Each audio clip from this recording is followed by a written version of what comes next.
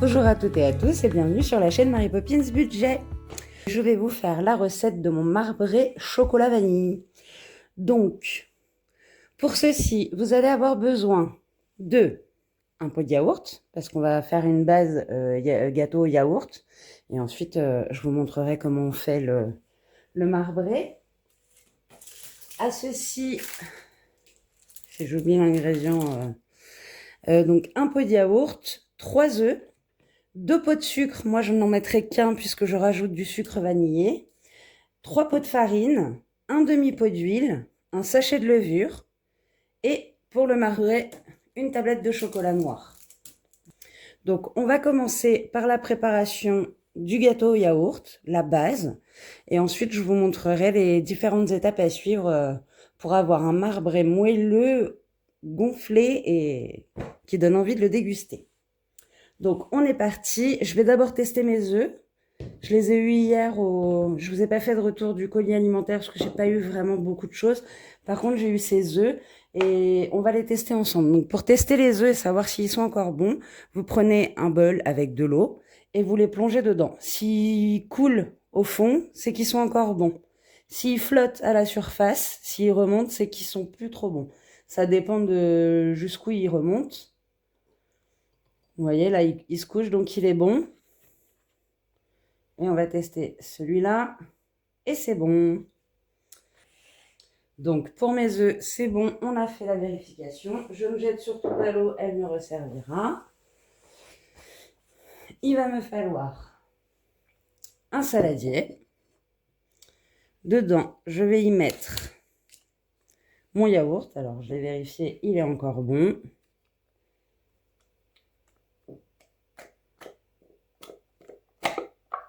Hop.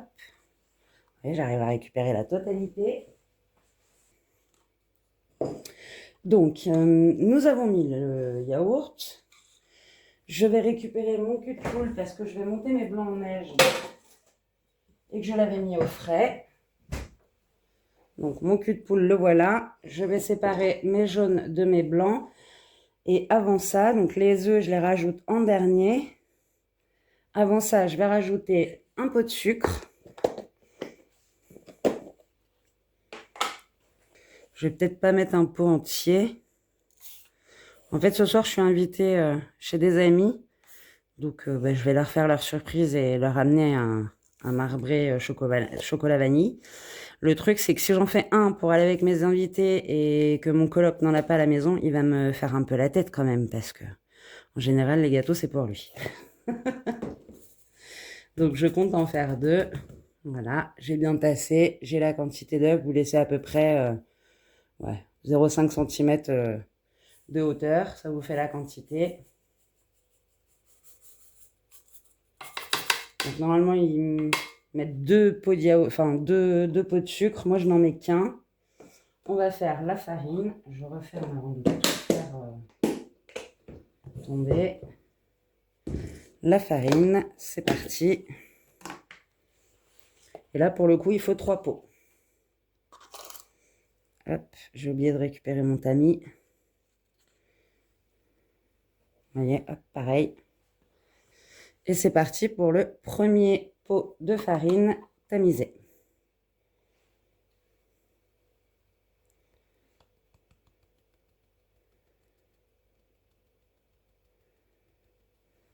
Hop, on fait le deuxième pot.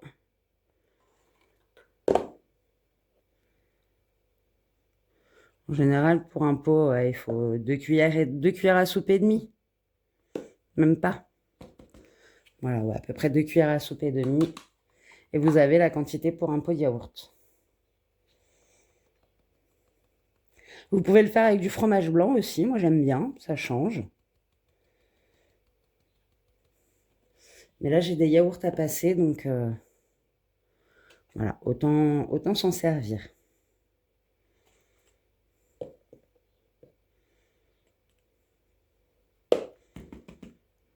Pas mis assez. Et en plus, j'en fous à côté. Ah bah, bravo.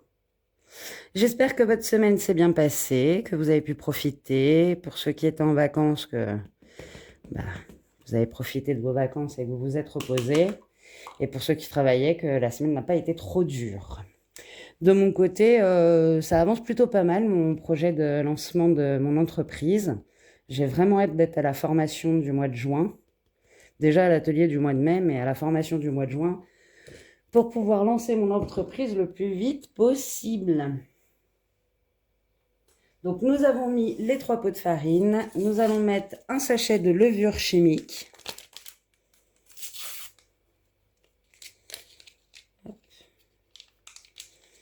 Et vaut mieux le mettre avec la farine. Ça s'incorpore beaucoup mieux.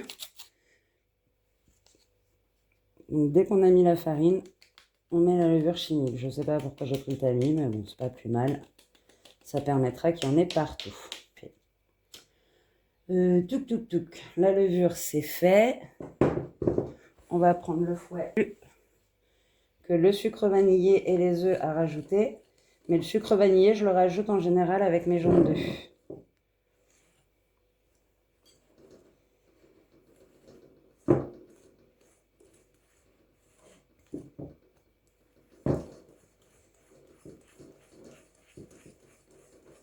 Et mon huile, je la rajoute en dernière. Voilà, on a commencé à incorporer un petit peu. On peut prendre la cuillère pour rassembler le tout. Alors ça vous fait une pâte un peu style pâte à sel au départ. Mais après, ça se liquéfie plutôt pas mal. Vous verrez le résultat. Voilà, pour ceci.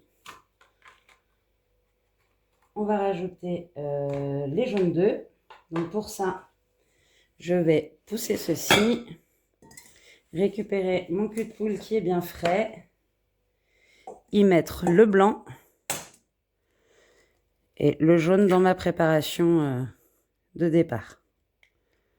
Hop.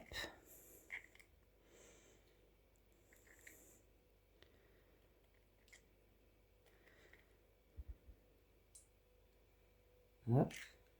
Et de 1. Ah non, on enlève les coquilles. Hein.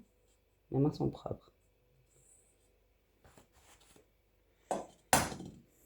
De 2.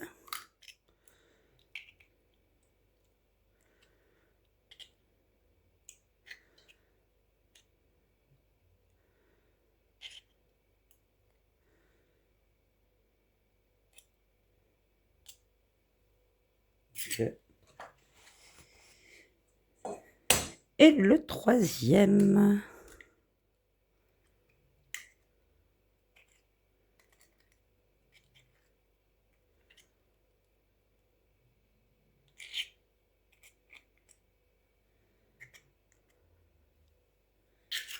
Ok.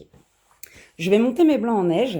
Et pour ça, je vais y rajouter une pincée de sel. Donc, je prends mon moule, mon moulin. Hop. Un tout petit tour. On va passer sur l'autre plan de travail parce que c'est là-bas qui est ma prise. Je vous reprends de suite. Donc, c'est parti pour battre les blancs en neige.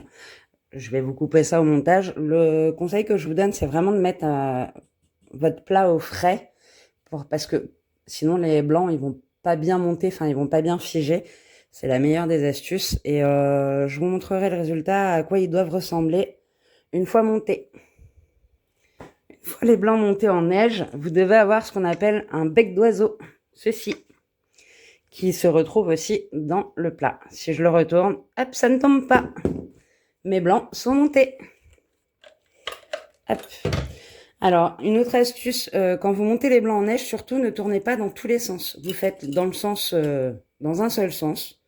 Pour les monter en général, bon, si vous avez une machine, vous la posez. Moi, j'ai voulu le faire à la machine, mais sans avoir le support fixe qui va avec. Mais sinon, ça les casse les œufs et en fait, ils montent pas parce qu'ils sont émulsionnés dans différents sens et au final, bah, ça ne prend pas. Donc maintenant que nous avons fait ça, nous allons les incorporer à notre préparation. Donc ma préparation Et là, je vais casser un peu les jaunes. Voilà. Et là, on va ajouter notre demi-pot d'huile.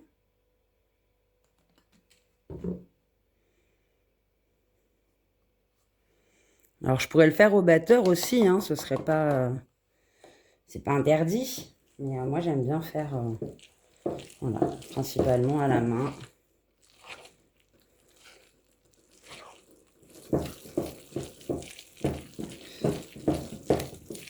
Je récupère toute ma pâte.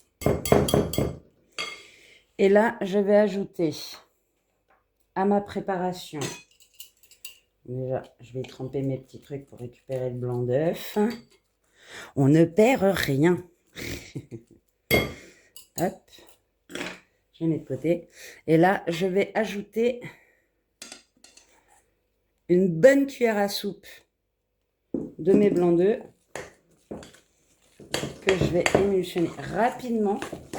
Mais c'est pas grave si vous les... C'est vraiment pour faire en sorte que la pâte se liquifie un peu mieux, un peu plus. Voilà.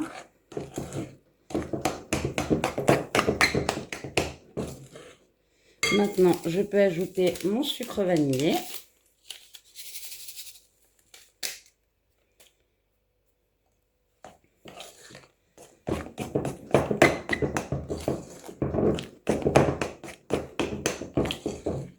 Hop.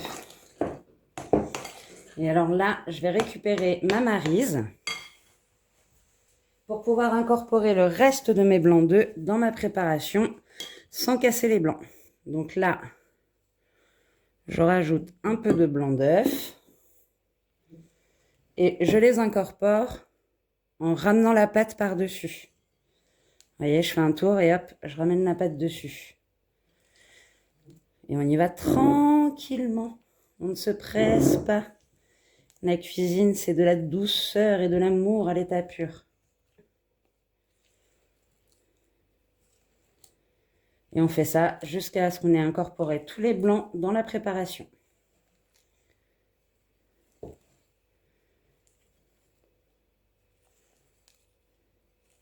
Ça évite de les casser, ce qu'on appelle les casser, et de les faire retomber, et qu'en fait, bah, ça n'est plus l'effet escompté. Vous voyez, je ramène dessus, je prends au fond, je rabats. Et en fait, au bout d'un moment, ça s'incorpore. Vous voyez absolument rien, je n'arrête pas de me décaler depuis tout à l'heure. Hop, hop. Et on y va tranquillement.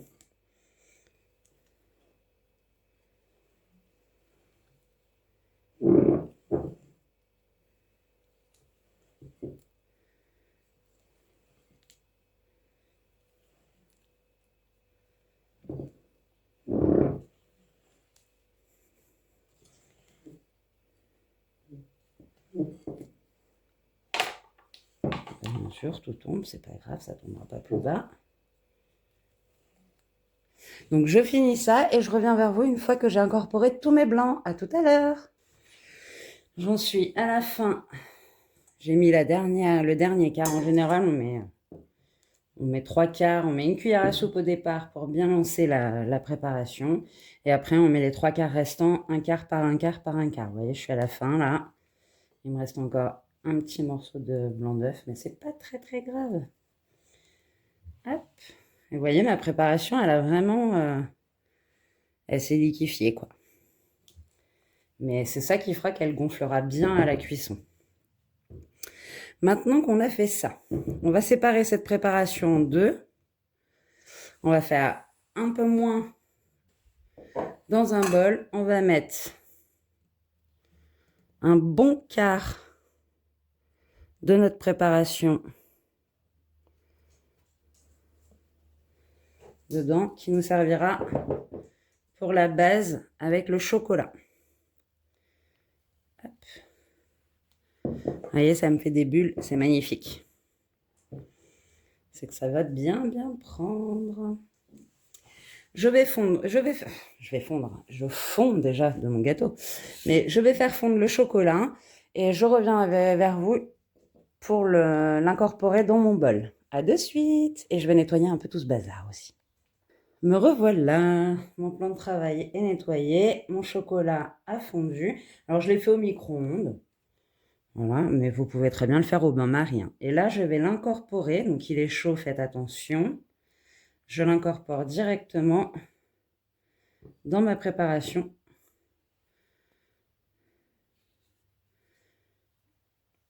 À la vanille. Et pareil, vu que j'ai mis des blancs en neige, je ne voudrais pas les casser. Donc je me resserre de ma maryse et pour incorporer mon chocolat, je fais pareil que pour les blancs d'œufs. Jusqu'à ce que ma préparation soit chocolatée de partout. Voilà, ma pâte est bien incorporée de chocolat de partout. Alors le choc thermique, entre la préparation à la vanille froide et le chocolat chaud, en fait le chocolat il risque de refiger. Donc le fait que vous remuez, ça risque de vous refaire des petits morceaux, vous voyez, des petits morceaux de pépites de chocolat. Mais c'est pas grave, hein, c'est très très bon. Ça vous fera un petit croquant sous la dent sur le côté chocolaté. On va passer au moule. Alors moi j'utilise des moules à charnière avec les plateaux qui se détachent. C'est bien plus pratique. Je vais chercher mon papier sulfu, je reviens. Donc me revoici.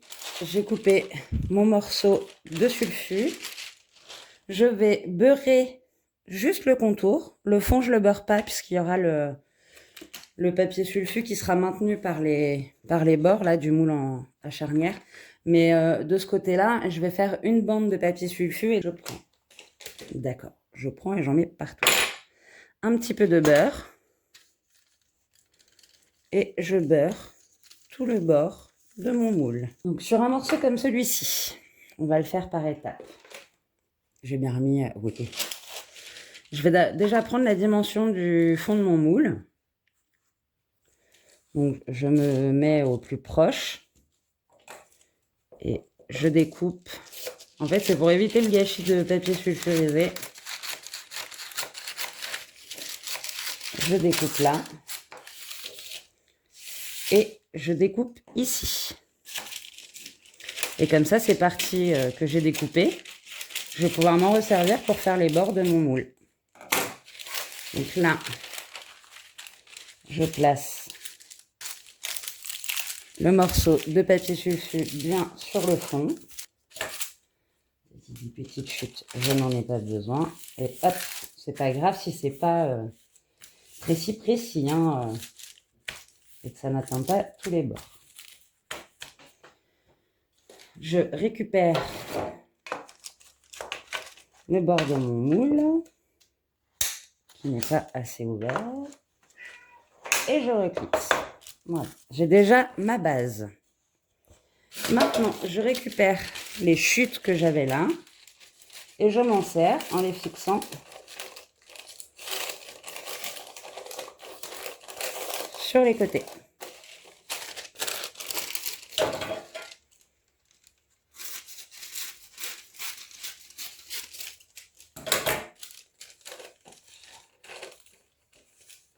Voilà. Et voilà. Ça, c'est mon astuce économie pour ne pas gâcher trop de papier sulfu. Et après, là, tout ce qui déborde, je le redécoupe. Alors, vous avez quand même des chutes, mais c'est toujours moins que si j'avais dû couper un gros morceau, repère. Là, au moins, j'utilise un seul carré et ça me fait tout mon moule. Voilà. Ça, c'est très bien. Je vais beurrer ce côté-là. Nous allons passer à la formation du marbré ou du zébré, comme vous préférez. Donc, pour ceci, nous aurons besoin de nos deux saladiers, enfin de notre saladier et notre bol, de 2 cuillères à soupe. Je vais pousser celui-là qui ne me sert plus à rien. Et vous allez voir, c'est très simple. Vu qu'on a plus de préparation de base à la vanille, vous prenez une cuillère à soupe et vous la placez au centre. Bonjour mon chat. Hop. Je pense que c'est ce qui prend le plus de temps dans la préparation du gâteau. Oui mon bébé. Nous aussi on t'aime. Tu dis bonjour aux abonnés? Tu leur dis likez, partagez, commentez, abonnez-vous. Allez. Et par-dessus la couche de vanille, on rajoute une couche de cuillère de chocolat noir. Et on refait ça jusqu'à ce qu'on ait plus de pâte. Vous allez voir, la préparation va s'étaler au fur et à mesure pour vous donner ce côté marbré que nous trouverons à la fin, une fois le gâteau cuit et coupé pour voir l'intérieur. C'est super facile. Et c'est délicieux.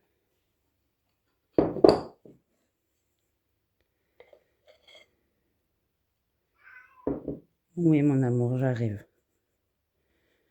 Mais là, je suis occupée, mon cœur.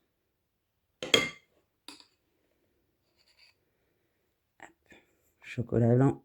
Enfin, vanille, chocolat noir. Vanille, chocolat noir. Vanille, chocolat noir.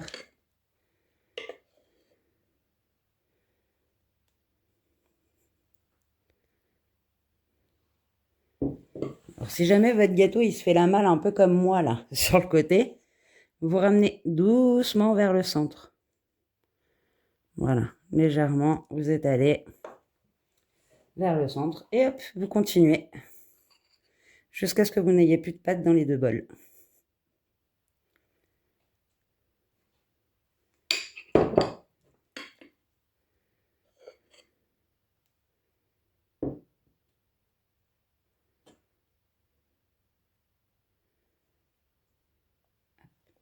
Je finis ça et je reviens vers vous. Me revoilà, j'ai fini de faire mes couches, vous voyez, ça vous fait un petit zébrage. Je vais mettre le gâteau à chauffer une fois que mon four sera bien préchauffé et je reviens vers vous une fois que la cuisson est terminée pour qu'on voit le résultat à l'intérieur. À tout à l'heure. Voilà, j'espère que ce gâteau vous plaira, vous donnera envie. On va le couper ensemble quand même pour voir ce que ça donne à l'intérieur. Il est encore chaud, mais on va voir si le marbré est présent. J'ai l'impression que oui, hein, puisque on le voit sur le dessus.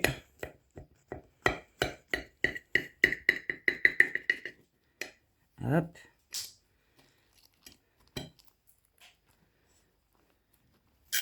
Je reviens. Voilà le résultat du marbré au chocolat. Il donne trop envie. Il est mais moelleux à souhait. Vous voyez, il revient à sa place. C'est pas très bien filmé tout ça. Et si j'appuie, hop, il remonte. J'espère que ça vous a plu. Je vous dis à la prochaine. Bisous. Prenez soin de vous.